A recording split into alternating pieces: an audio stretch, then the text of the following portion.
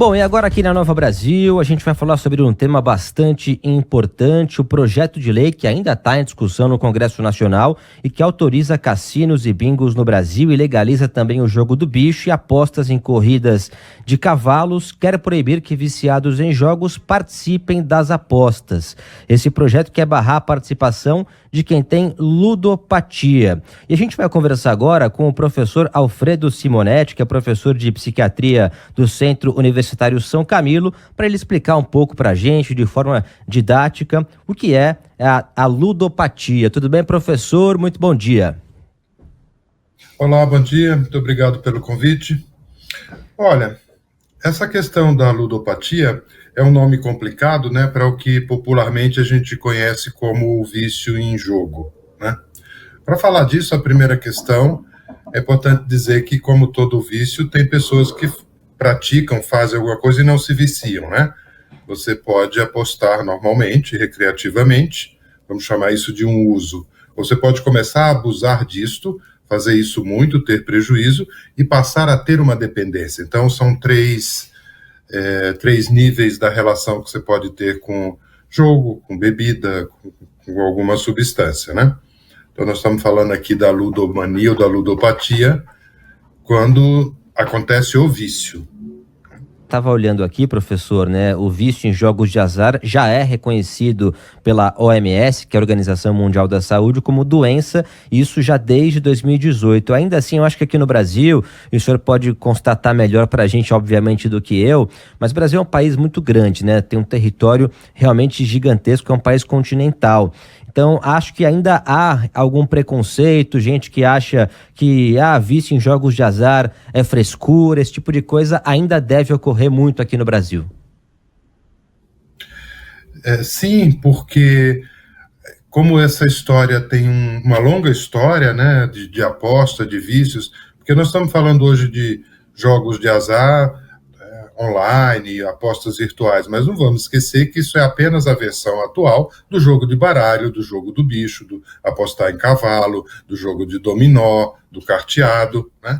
E como a gente tem uma história de muitas famílias, né, que se arrasaram, que se desfizeram a partir dessa questão dos jogos, as pessoas têm muita raiva disso, né? As famílias, de um modo geral, tem um sentimento muito ruim em relação vamos dizer, a pessoa que tem esse problema. E aí você se mistura o que seria uma falta de caráter, né, uma pessoa, um vagabundo, sei lá, né, no ditado popular, e de alguém que tem uma doença. Mas, sim, ela é uma doença, porque a pessoa não tem o vício tem a pessoa, né? Isso é que define quando é uma doença. E, professor, é possível a gente fazer algum tipo de, talvez, comparação, ou seja, o vício em jogo de azar, ele é tão intenso quanto o vício, por exemplo, em bebida alcoólica ou em alguma droga ilícita? Como que funciona isso? Sim, do ponto de vista cerebral, a mesma região cerebral que é ativada, vamos chamar assim, de um centro de recompensa, que a gente fala, né? Ela é ativada tanto por uma substância química, como álcool, cigarro ou outra droga, e também por certos comportamentos, né? Como o jogo, mentira. Então, existe sim uma comparação efetiva do ponto de vista cerebral, mas do ponto de vista social não é uma boa comparação. Porque, como eu estava falando, quem joga pode fazer isso escondido durante anos, não é? E já quem bebe, a família sabe, porque há uma degradação física no uso de substâncias químicas. E no jogo, na ludomania, você não tem essa degradação física. A degradação é financeira, num primeiro momento, e familiar depois, né? Porque a pessoa que joga, que tem o vício, ela organiza a vida dela em torno do vício, do jogo. O jogo passa a ser o sol da vida dela e gira tudo. Então ela deixa de sair com os amigos, não tem mais interesse em ler outras coisas, em assistir outras coisas. Muito parecido com o que a gente vê quando você... Imagina que você dá o celular pela primeira vez para um adolescente. Naquele dia, nos 2, 3 dias seguintes, o que você vai ver? Um adolescente abduzido pelo celular, né? É verdade. Fica ali. Então, o jogo abduz a pessoa, digamos assim, né? passa a ser o sol da vida dela. Interessantíssimo, professor. E também eu imagino, né, com esse avanço tecnológico que a gente observou ao longo dos últimos tempos. Bom, antigamente a pessoa, para jogar, ela tinha que se deslocar, pegar o carro ou ir a pé até algum local. Hoje em dia, como você citou no início da entrevista, muitas coisas são feitas online, ou seja, pelo telefone, pelo celular. Eu acho que isso também dificulta, né, esse monitoramento de cada indivíduo.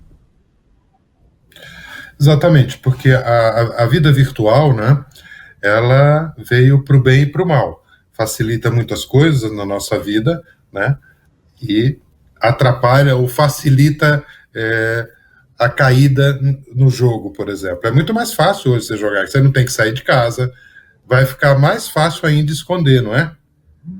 Então, essa discussão que antes a gente tinha de determinadas cidades, se vai abrir o cassino ou não, né, num certo sentido ficou obsoleta do ponto de vista das cidades, porque ela passa a ser na palma da mão, né? Então, isso é importante, porque, embora você possa pensar, não tem nada de novo no vício, né, nessa dependência de apostas esportivas que a gente está vendo crescer.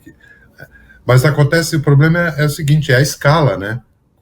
Antes, um determinado número de pessoas tinha acesso aos jogos. Hoje, o número de pessoas que vão ser expostas aos jogos e, portanto, aqueles que podem ter alguma predisposição, porque essa é outra discussão ética muito importante. Será que a pessoa tem uma tendência, né? Ou todo mundo que joga se vicia?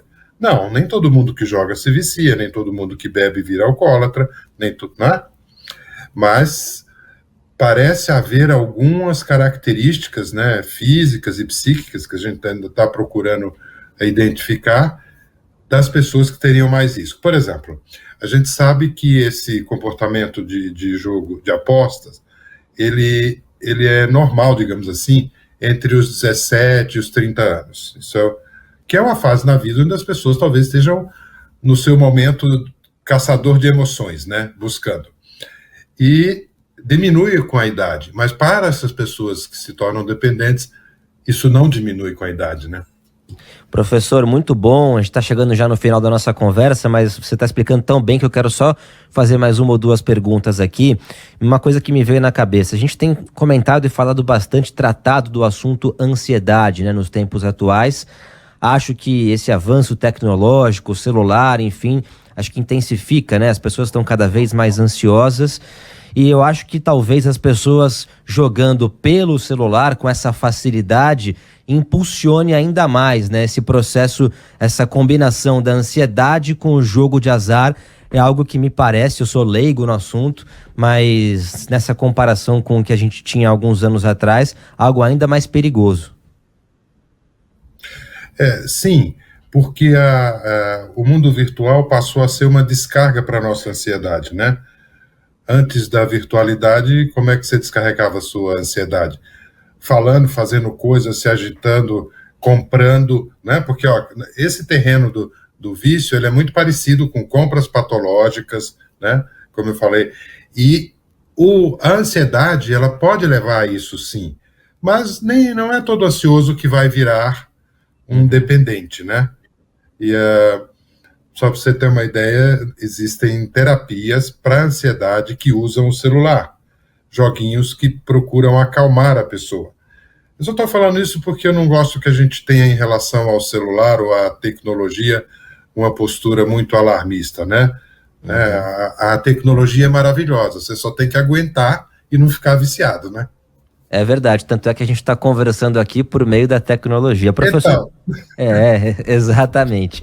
Para fechar, né, esse perigo em relação ao vício, existem alguns sinais que a pessoa pode ficar atenta? Opa, olha só, né, isso aqui é para eu ficar atento, aquela pessoa que gosta de fazer as apostas online, nessas bets, né, as casas de aposta que viraram febre não só no Brasil, como também no mundo. Existem alguns sinais que a pessoa pode verificar para tomar cuidado?